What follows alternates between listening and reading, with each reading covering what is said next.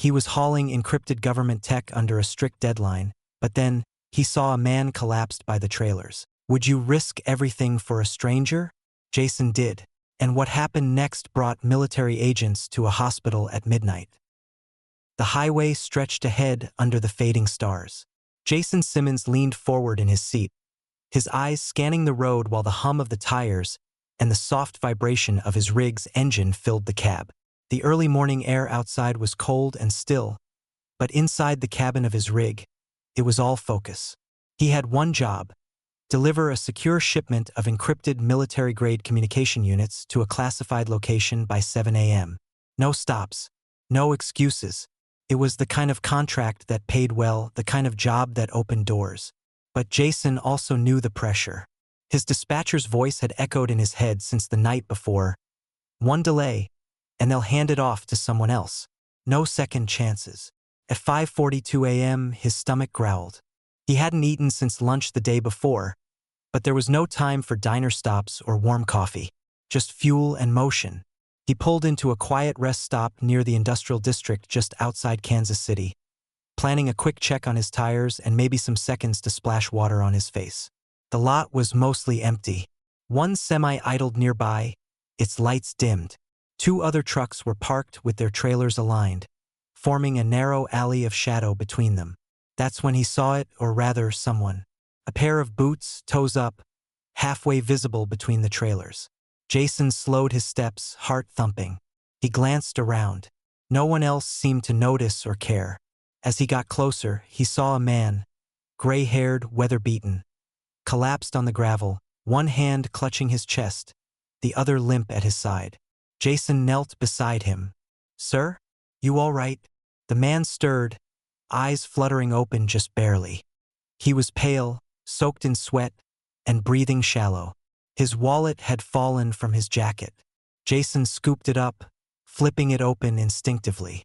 Benjamin Harper, former Marine, age 67. A photo ID of him in uniform, medals on his chest.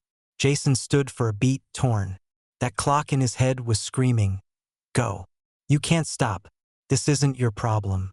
But then he remembered something his dad, also a trucker, used to say, "We're the last of the watchmen.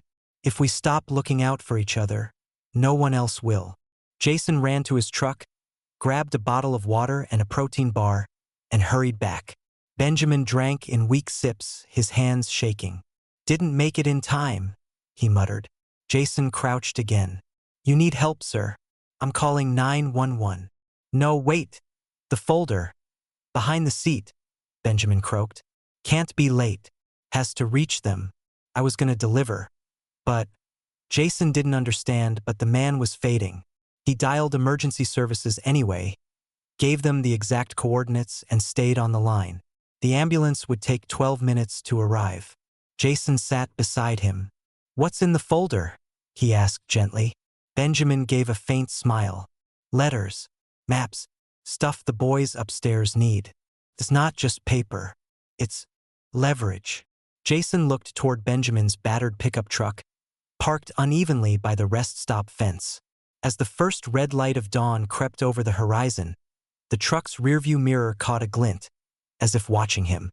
The sirens arrived fast, cutting through the silence with violent urgency. Medics jumped out, lifting Benjamin carefully, inserting IVs and rattling off vitals. "Is he gonna be all right?" Jason asked. "Heat stroke, dehydration, maybe cardiac stress," one of them replied. "He's lucky you found him." As they loaded Benjamin into the ambulance, Jason's gaze drifted again toward the old pickup. He felt drawn to it, compelled. He walked over, opened the passenger door, and sure enough, behind the seat, wrapped in a sealed leather portfolio, was the folder Benjamin mentioned. It was heavier than expected, like it held more than just paper. A yellow sticky note was attached to the front. "Deliver to Langford before 7 a.m. direct handoff. No substitutes." Jason stared at it. His own delivery deadline was now also less than an hour. He had to choose: stick to his route and try to beat the clock, or find this Langford person and deliver something he didn't even understand. He looked back toward the ambulance, already pulling away with flashing lights, fading into the orange mist of morning. Would you risk your future for someone else's unfinished mission? Jason tightened his grip on the folder. He made his choice. He started the engine and turned off his assigned route. The ambulance's red lights had barely faded when Jason stood alone beside the old pickup. The air was still cool, but sweat clung to his shirt, not from heat, but from the weight of what he was holding. The leather folder Benjamin had mentioned sat on Jason's passenger seat now. It looked weathered but secure, sealed by 2 aged brass buckles and a reinforced strap. He stared at the folder like it might explode. The warning on the note didn't sound like the kind of thing you ignored. He pulled out his phone, typed in the address, a location on the outskirts of town, in a low-profile government district. Just 20 minutes away, maybe less if he avoided the main roads. His official delivery, the encrypted comms equipment, still sat in his trailer. Its destination, a federal relay hub, was in the opposite direction, 30 miles south. He could still make it in time, if he didn't deliver the folder. But something about Benjamin's strained voice echoed in his mind. The urgency, the fear, the quiet desperation of a man who'd served his country, who now had no one to rely on but a stranger passing by. Jason's fingers tightened on the steering wheel. Let's find out who Langford is. 20 minutes later, his truck pulled into a quiet block lined with unmarked brick buildings. No signage, just security cameras and fences. 4117 Stanton Boulevard looked more like a DMV office than a high-clearance facility. A tall black gate with a keypad sat to one side, and next to it, a small metal intercom. Jason stepped out with the folder in hand and pressed the button. Static. Then a clipped voice answered, "State your purpose." "I have a delivery," Jason replied. "For Langford. From Benjamin Harper." There was silence. Then, "Hold position." A long 2 minutes passed before a loud click sounded and the gate opened just enough to let him through. Inside, the building felt even quieter, like the walls absorbed sound. Cameras followed him. Doors stayed closed. A man approached, mid-50s, button-down shirt over a vest, slacks too formal for someone working this early, but his shoulders were squared like military. His hair was cut close, and his expression said he already didn't like surprises. "Harper sent you?" the man asked, stepping close. "He collapsed at a rest stop," Jason said. "Ambulance took him, but he asked me to deliver this." He handed over the folder. The man took it without thanks, scanning it briefly, then looked Jason straight in the eye. "You opened this?" "No. Didn't touch it." "Anyone else see it?" "No one." A tense pause. Then the man gave a short nod. "You did the right thing. Now leave. And don't talk about this." Jason raised an eyebrow. "What is this, exactly?" The man didn't answer. Instead, he turned, passed through a door with a biometric scanner, and disappeared without looking back. Jason stood there for a second, blinking. That was it? Frustrated and unsatisfied, he walked back to his truck, his mind racing. What was in that folder? Why was a dying veteran the one tasked with delivering it? But time was ticking. He fired up the engine, checked the GPS again, and gunned it toward the original delivery site. By the time he reached the secure parking lot, he was almost an hour late. The foreman on duty looked up as Jason jogged across the pavement. The man was stocky, gray-bearded, and clearly annoyed. "You Simmons?" "Yeah, Jason Simmons. Truck ID 22054. "You're late." "I know. Look, I had an emergency. There was a vet." "I don't care." The man cut him off. "You were carrying time-sensitive federal hardware. This wasn't a grocery run." Jason opened his mouth, then closed it. "Unload and go. We've already reassigned the contract. Your company'll be informed. You're done." Back in the cab, Jason sat with the engine off, listening to nothing. He'd just lost one of the best gigs of his career. No room to explain. No one asking why he was late, only that he was. He pulled out his phone and texted his dispatcher. "Delivery made, but I'm being cut. We'll explain later." No reply. Jason sighed and rubbed his eyes. He should have been angry, but instead he felt hollow, like he'd just walked out of a room that had sealed shut behind him. He thought of Benjamin again, and something in his gut told him the story wasn't finished. What if no one at the hospital knew who he was? What if that folder hadn't made it in time? Jason pulled up the hospital address from his phone history. It was still early. Visiting hours would start soon. With nothing left to lose, he shifted into gear and started driving. The hospital loomed quietly under a gray, overcast sky. Rain tapped gently against the windshield as Jason pulled into the visitor lot of St. Elora Medical Center, his truck rumbling low before he turned off the engine. He hadn't gone home, hadn't even eaten. The failed delivery still weighed on him, but not as much as the image of Benjamin Harper, pale, trembling, and whispering about a folder that had to reach the right hands. Whatever this all was, it wasn't over. Not yet. Jason climbed the hospital steps with purpose. Inside, the waiting room was calm, washed in fluorescent light and the quiet shuffle of nurses beginning their morning rounds. A woman behind the reception desk looked up as Jason approached. "Hi, I'm looking for a patient. Benjamin Harper. He came in a few days ago by ambulance. Heatstroke. Chest pain." She frowned slightly, tapping at her keyboard. One moment. Jason waited, watching the clock tick on the wall.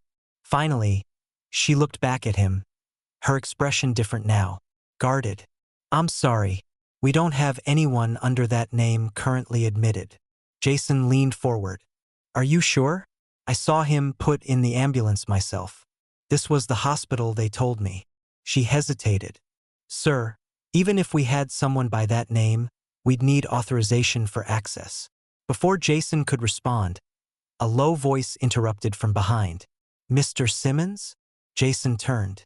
3 men stood in the hallway, all wearing nondescript jeans, jackets, and boots. No badges, no uniforms, but every one of them had the same presence. Military calm, squared shoulders, sharp eyes. The tallest had an earpiece curled into his right ear and a subtle bulge under his jacket near the ribs. A holstered sidearm, no doubt. Jason straightened instinctively. "Yeah, we'd like a word. Please follow us." They led him down a side corridor, past patient rooms, and through a secured door that opened with a badge swipe. The hallway beyond was sterile and silent, its floors polished and empty of medical staff. Inside a small consultation room, they asked him to sit. The man in the middle, broad, early 40s buzzcut, leaned forward. "How do you know Benjamin Harper?" "I don't. Not really. I found him collapsed at a rest stop." "You called 911? "Yes." "You gave him food and water?" "I did." "You found something in his truck?" Jason didn't blink. "Yes, folder. He told me it needed to be delivered. I followed the address on the note and handed it over to someone at a government building. Guy with gray hair and military posture. He didn't give me a name." All 3 men looked at each other. Subtly, but Jason caught it. "And you opened the folder?" "No." "Did you copy it?" "Copy it? No. I didn't even know what was in it." The leader sat back slowly, studying him. "Do you have any idea what you transported?" "I assumed it was sensitive, based on how fast your guys opened the gate." Silence. Then one of them, the quiet one, pulled out a folder and flipped it open, glancing through a few pages. "You were scheduled to deliver encrypted military-grade communication devices to a relay hub. You missed that deadline. Your contract was voided. Your ID was deactivated. You've been removed from federal priority logistics." Jason exhaled slowly. "Yeah, I noticed. Why did you stop?" Jason stared at the man. "Because a human being needed help. A veteran. And because he asked me to finish something that clearly mattered." Another pause. Then the lead agent said something unexpected. "You preserved the integrity of a field operation that was 1 hour away from collapse." Jason's brow furrowed. "What?" "That folder was part of a chain of information required for a secure extraction and signal relay. The kind of thing that doesn't make the news but prevents headlines." Jason shook his head. "Then why was it in the back of a beat-up pickup truck with a man running on gas station jerky and sweat?" The agent didn't answer. Instead, he stood. "Mr. Simmons, this conversation never happened. You were never here. As of now, you are free to go." Jason stood slowly. Can I see him? Benjamin? I'm afraid that's not possible. Is he alive? The man's face didn't change. We appreciate your service. And just like that, the door opened. Jason walked back into the hospital lobby feeling colder than when he entered. No answers. No access. No closure. He drove home in silence, the weight of the day pressing down on him. By the time he pulled into the lot outside his apartment, the sky had shifted, the drizzle clinging to his windshield like a curtain he couldn't push through. The days that followed were quiet. No calls from his former employer. No word from the hospital. And certainly no mention of Benjamin Harper anywhere. It was like the man had vanished the moment he handed over that folder, erased from the world. Jason kept checking the news, listening to the radio, scanning for something, a sign that what he'd done had mattered. But the world moved on without him. Then, for nights later, his phone rang. The screen displayed no name, just unknown caller. He let it ring twice before answering. Jason Simmons? The voice asked. It was scrambled, distorted, male but distant. Who's this? We've been monitoring your cooperation. You took action that preserved the integrity of an asset relay. Because of you, certain hands received information they wouldn't have otherwise. Jason stood, tension creeping up his spine. The ceremony is at 6 o'clock, Northern Gate, Verdant Memorial Park. No press, no public access. You'll be met by someone in uniform. You may decline, of course. Jason rubbed his eyes. I lost my job for this. No, you just finished one mission and haven't accepted the next. That's different. He almost hung up. But then the voice added, Harper asked for you, by the way. Jason froze. He said you reminded him of someone he trusted once. The call ended. Jason stood in the dark for a long time, phone still in hand. He didn't know what ceremony they meant, or who they really were, but something in his chest felt less uncertain. Something big had happened. He didn't know exactly what, but somehow he had been part of it. And maybe the road wasn't ending. It was turning into something new. The sky over Verdant Memorial Park was a pale silver, washed in morning mist. There were no signs or banners, no families gathered, no honor guards or flags fluttering, just a single entrance gate slightly ajar, and a narrow path leading toward a cluster of gray government sedans parked under the trees. Jason arrived around 6 o'clock, as instructed. He had dressed the best he could. Clean jeans, work boots, and the only button-up shirt he owned that didn't have oil stains. The cemetery was quiet. Rows of white stone markers stretched across the manicured lawn, fading into the fog. And shortly after that, a woman got out of one of the vehicles. She wore a dark overcoat, her hair pulled into a tight bun, and a badge clipped to her belt that Jason didn't recognize. Jason Simmons? He nodded. Come with me. They walked in silence toward a small stone pavilion set into the hill. Two more people waited there, both in suits, both with folders in hand. One gave Jason a short nod, then stepped forward and extended a hand. I'm Director Conway. On behalf of a very quiet part of the federal government, I want to thank you. Jason shook his hand, unsure what to say. Conway handed him a sealed envelope. Heavy, thick paper, stamped with a gold emblem he didn't recognize. No words, just the symbol. You're not being awarded a medal, the director said. This isn't that kind of ceremony. I didn't think it was, Jason replied. What you did, the decision you made, didn't save lives in a dramatic sense. It didn't stop a war or prevent a bombing. But it preserved integrity, the kind of integrity our operations depend on. You delivered something that was being hunted. You got it to the right hands. That's rare. Jason looked down at the envelope. What is this? An invitation. Should you accept, you'll be trained, cleared, and assigned to the Strategic Civilian Mobility Division. It's a confidential logistics network, civilians working in coordination with defense ops. It's dangerous, it's lonely, and it's not in any official record. But it matters. Jason nodded slowly. And Benjamin Harper? The woman from earlier spoke this time. He's alive, stabilized, in a secured recovery ward. His service goes back decades. You'll never hear his name again, but you'll see his legacy.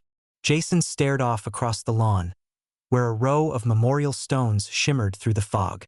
He told me the folder needed to get to the right hands. It did, the director said. Because of you. There were no cameras, no documents to sign, just a moment of silence, a second handshake, and a final sentence. You'll receive your first assignment soon. Thank you, Mr. Simmons. He drove home with the envelope on the passenger seat, unopened. It sat there the whole ride like a compass pointing toward a road he never planned to take, but maybe had always been meant for. He didn't tell anyone what happened. Not his neighbors, not his brother out in Arizona, not even his old dispatcher, who never called back. A week later, his company removed his profile from their driver log. He wasn't surprised. He didn't argue. 2 weeks after the ceremony, Jason stood at a truck stop off Route 19, sipping burnt coffee and watching tankers roll in from the east. One older driver, grizzled, tired, stopped beside him at the counter. You Simmons? Jason turned. Yeah. The man nodded. Thought so. Heard about what you did. Jason frowned slightly. How? Word gets around. Not the kind you hear on the news, but the kind that matters. The man offered a hand. Jason shook it. Don't know what you gave up, but I know what you picked up. Jason half smiled. What's that? The man's voice dropped low. The load that don't go on any manifest. The assignments came quietly. Encrypted files left in truck stop lockers. Directions scrawled on receipts tucked inside fuel pumps. Once, a location was stitched into the hem of a work shirt delivered to his door. He never asked questions. He never told anyone. He just drove. Benjamin Harper never reappeared. But now and then, Jason would hear stories. A Marine veteran quietly transferred to a military facility in New Mexico. A convoy route suddenly changing after anonymous intel. An old man, recovering in a wing that didn't officially exist. Jason kept driving. Because, on certain nights, as the wind howled across the high plains and the CB channels fell silent, he'd see another rig pass in the dark, with just a brief flash of headlights, and he knew he wasn't alone. He'd tap twice on the wheel, and they'd tap back. He had lost a job, but he had gained a mission. And somewhere along America's endless backroads, his name became something whispered between tired drivers at midnight, a story told not for glory, but for guidance. He's the guy who stopped, the one who delivered something that wasn't his, and didn't ask for anything back. Jason Simmons. Not in the papers, not in the records, but in the hearts of those who still believe honor is worth more than a paycheck. This story reminds us that doing the right thing doesn't always come with applause, but sometimes it changes lives in silence. What would you have done in Jason's place? Let us know in the comments. And if this journey moved you, don't forget to give it a like, share, and subscribe to embrace the journey for more stories that matter. See you in the next video.